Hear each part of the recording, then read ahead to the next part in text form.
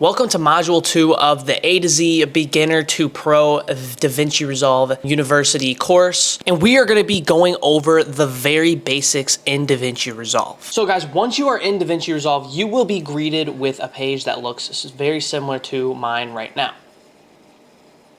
Now, we are going to be going in detail to every single key feature in this software, so this may take a while, but buckle down. I'm going to show you everything that is ever in the software of DaVinci Resolve. So first things first, we are going to start off with the very things that are the most important. So obviously right here, we have what's called the inspector tab. So if I say, make sure you go to your inspector tab, you're going to want to make sure that you click this button right here and it will be highlighted white. So if you unselect it, it'll be gray, but if you select it, it is now white compared to this one right here. Now, similar to everything up here, so as long as quick export, you could do that, or the mixer, you can click that on.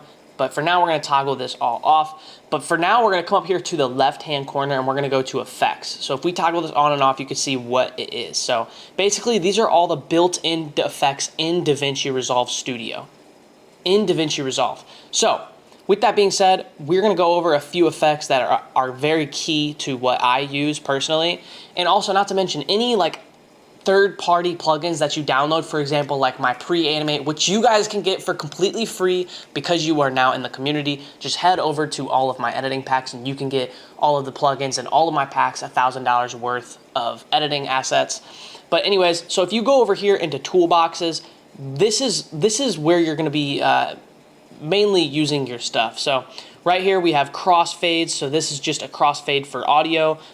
Typically you're going to want to use the crossfade 0 dB.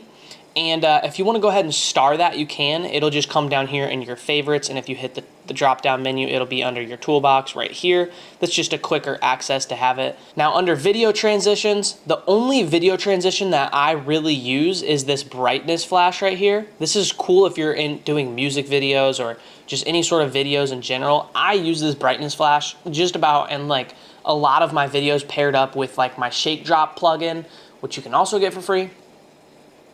The camera shake is also cool.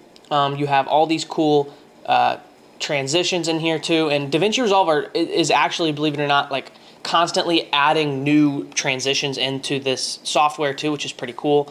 And then obviously you have your third party. So right here I have these raindrops from these guys, this psychedelic transition, some film burn transitions, which I don't really use, to be honest, even though that's a cool transition.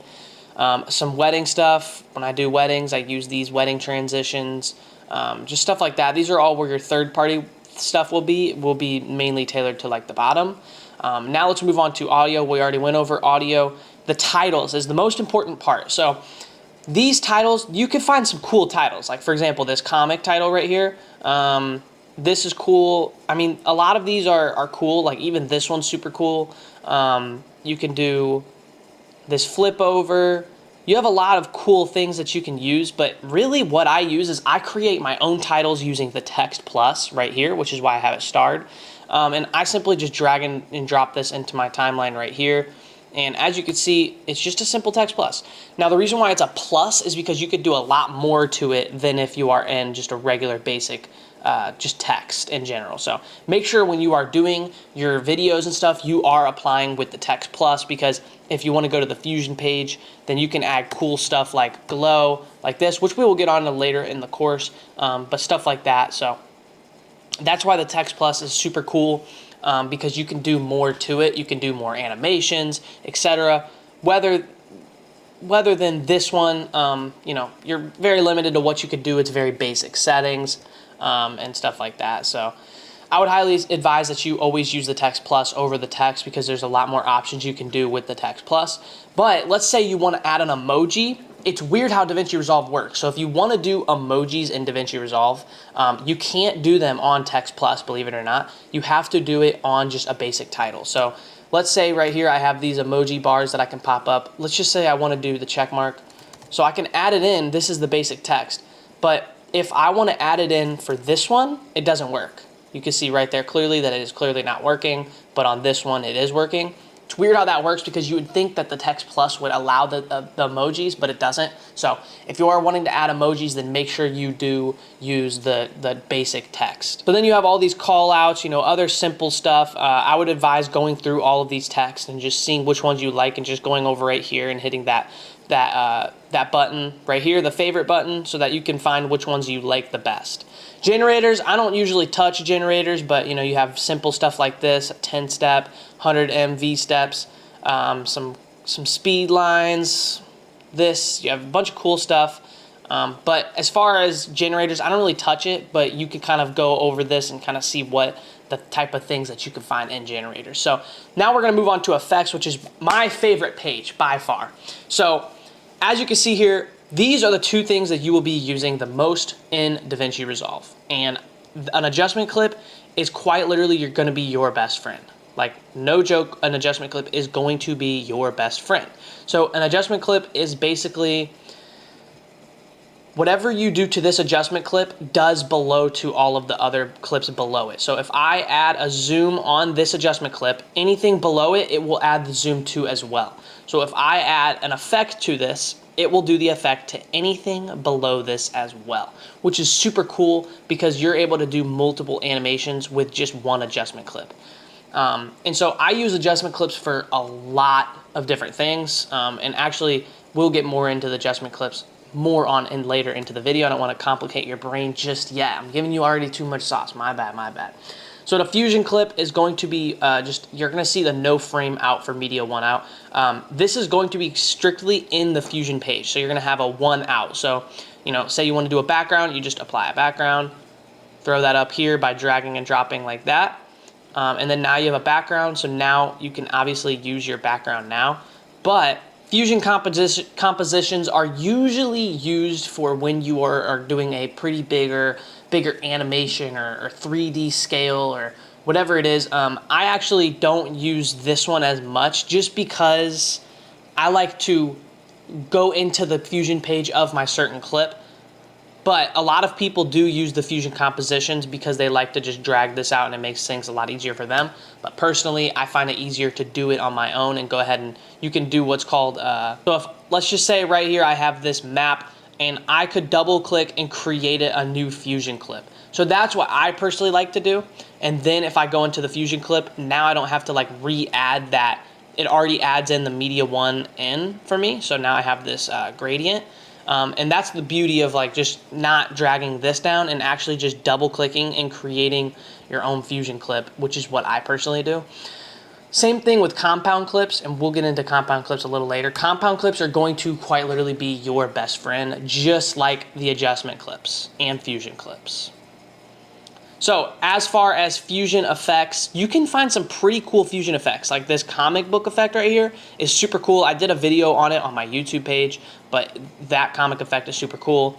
And then you'll also notice that you can find third-party effects on here as well. Like for example, Magic Zoom, one of the hands-down greatest plugins. It is free too. It's by Mr. Alex Tech. So this multi-point camera tracker, which is also cool too. And then you also have my plugin, which is Pre-Animate. So Pre-Animate is hands down the best plugin in DaVinci Resolve, in my opinion. Obviously, because I made it, I'm gonna think it's gonna be the best, but still.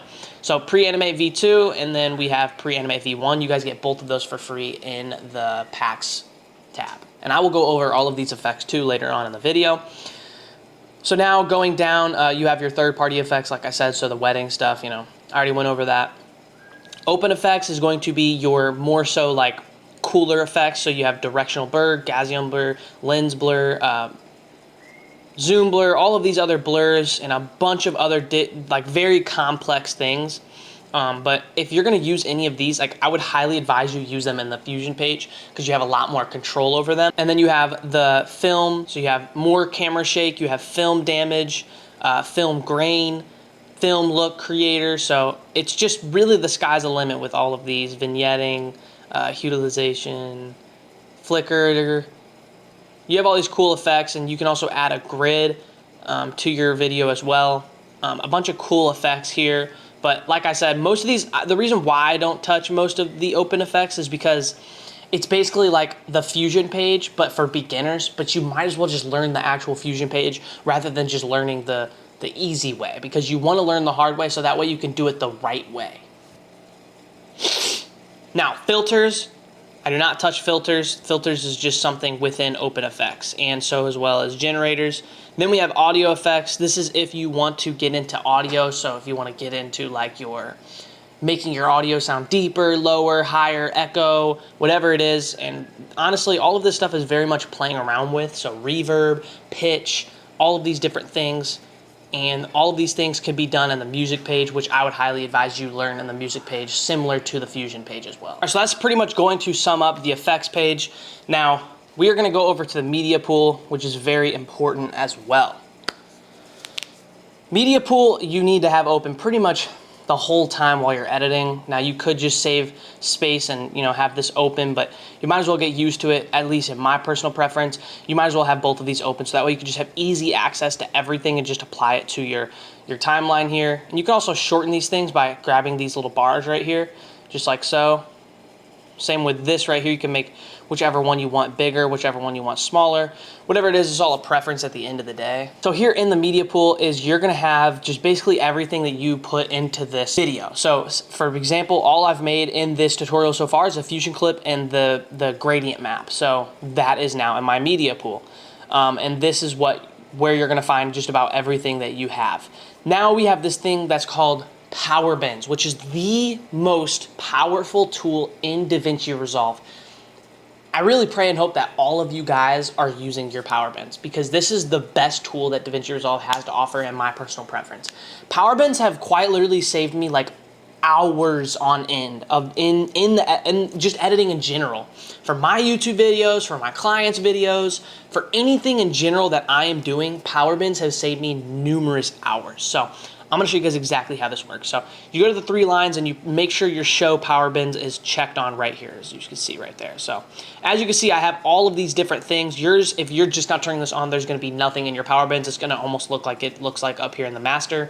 But you are gonna have just about everything in here that you use. That's the point of this. So basically, anything that you put in your Power Bin is going to carry over to each and every single project file that you ever create. So let's say that you create a project file for the rest of your editing career. All of these Power Bins and everything that you put in the Power Bins will carry over, which is super cool. So that you don't have to keep going to your SSD, going to your desktop, going to your downloads. You just have everything right here, so you don't have to leave the software. It's just an amazing effect, and it's just honestly the greatest thing ever. And the best part is you could literally save text effects, effects in general. You could save zoom ins, you could save zoom outs, you could save transitions in these Power Bins and make your own plugins, so that way you could just speed up your workflow in DaVinci Resolve, and that way you can literally save so many hours editing. So for example, I use this purple title so often in my videos. All I do is just drag and drop it. I don't have to go into Fusion and recreate the effect a million gajillion different times. It's just in my Power Bins. And same with this text animation right here. If you go ahead and play this back, you can see this text animation. I don't have to create that again, simply because of the fact of Power Bins in DaVinci Resolve. They are a simple game changer, guys. Same as overlays, I have sound effects. Now, all of these are red right now because I don't have my SSD plugged in. And as well as the shakes that I can give you guys for free, which is in the asset folder as well. And then we have other assets, essential overlays, my sound effects, thumbnails. So when I create my thumbnails in DaVinci Resolve, I literally just use the assets that I have just chilling in here. So that's just like it's just a no-brainer to have your Power Bins save effects, overlays, transitions, anything that you use in DaVinci Resolve, you could save in these Power Bins. So please utilize this. Now we're gonna navigate over down here to these bars, all of these icons right here. I'm gonna explain everything that it does. So these right here, you're not gonna really touch, and you shouldn't really touch them, to be honest, because if you're using to play and stop your video like right here, then, that's an issue. Because you should be using your space bar, you should be using the shortcuts, which will be in the next video on how to edit faster. So first things first here is we have your pointer. You're gonna mainly be on this at all times. It just makes sense to be on your pointer at all times. You can drag this wherever you want, etc. This is the trim edit mode. So if you want, you can hit T on your keyboard to just make things a lot smoother, but you can basically enable things by going like this and just going ahead and just moving these things just like this. The next one is going to be your dynamic trim mode. This is going to be very similar to the last one. I don't really touch either one of these, to be honest. And then this is your cut mode. This is if you don't know how to cut, so you could just cut like this, just like so, easier cuts. This is if you want to insert a clip. This one's overwriting a clip. This is replacing clips. Now these two are very important. I highly suggest that you have these two on at all times. So this right here is going to link your audio and your video clip at the same time. So if this isn't on and you try to drag your clip that has audio, it's going to displace your clip with the audio. Now this one is going to be, it's going to make it to where you don't have, you can't magnet two things. So like this, it's not really gonna magnet to it. It's just gonna go by. So if we select this on, now if we go up, boom, it magnets to it just like this. So that now it knows that I'm gonna be right there. It just makes things a lot easier so I don't have to go in detail and move these things frame by frame. These are called markers. So if you want to mark something to make sure you don't forget about it later, all you have to simply do is just hit M on your computer and it will mark it. So that way you don't forget about it. So this is going to zoom in on your timeline full. This is going to zoom in on partial of your timeline, and this is going to zoom out the whole timeline right here. Or you could simply just use this right here, or you can use plus, plus, plus, plus, plus, minus, minus, minus, minus, minus, which that's what I use. I know it's kind of a beginner tool to use, but that is just simply what I do. I find it a lot more easier in my eyes to just do the zoom, boom, boom, boom, boom. That's what I personally use. Then you have your audio level, so you could turn the audio off or you could turn it on, and then right here it will show you the audio level as your video is playing. Now let's talk about the inspector tab. You are going to be using the inspector tab just about every single time you are editing, if not numerous times.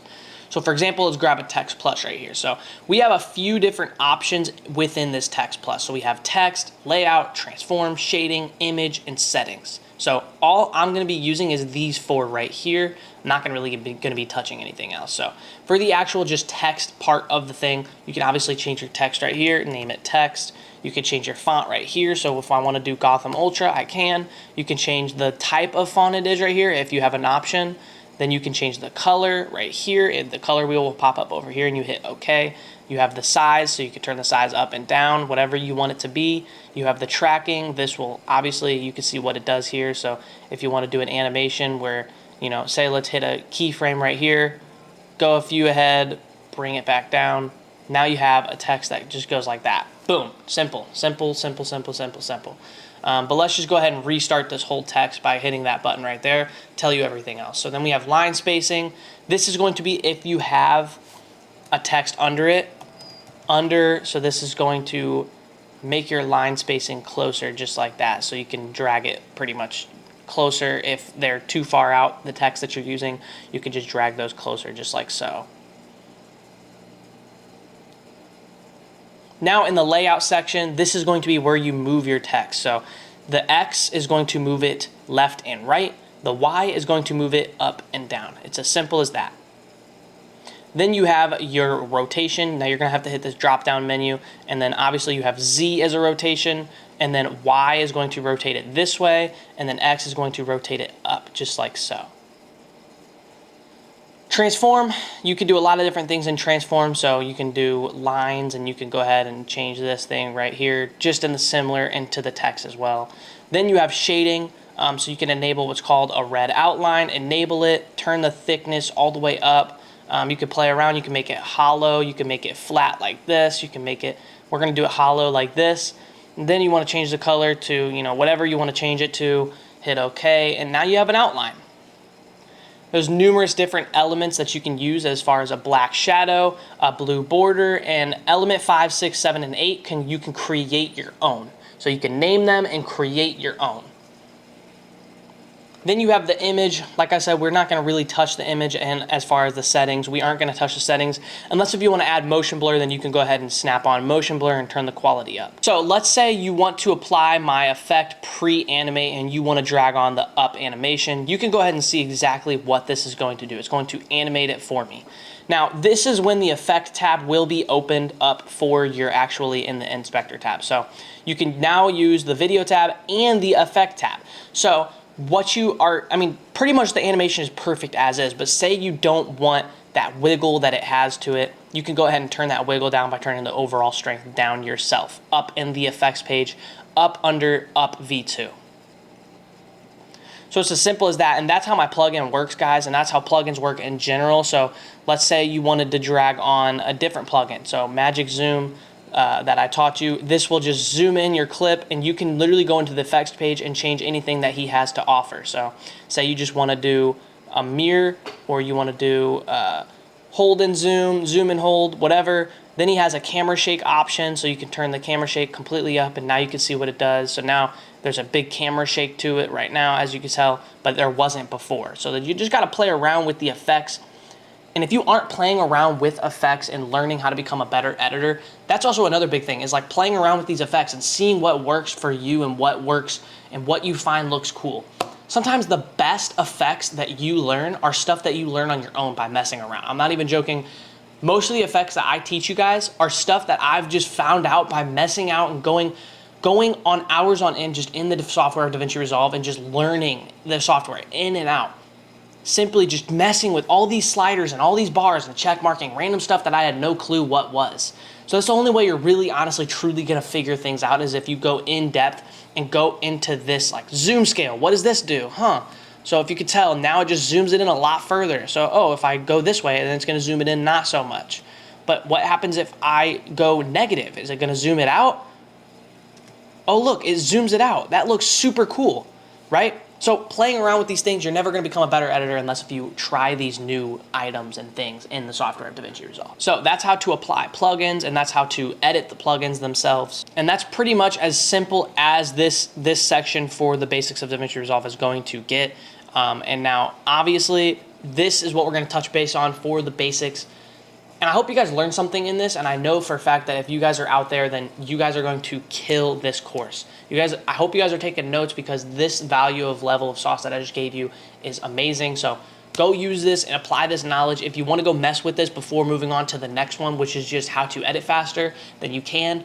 Whatever you want. But later on in this video, I'm going to be giving you examples and practice footage on how to edit long and short form content, so stick around for that. But I will see you guys in the next course module, which is going to be video 4, which is key features and editing faster in DaVinci Resolve.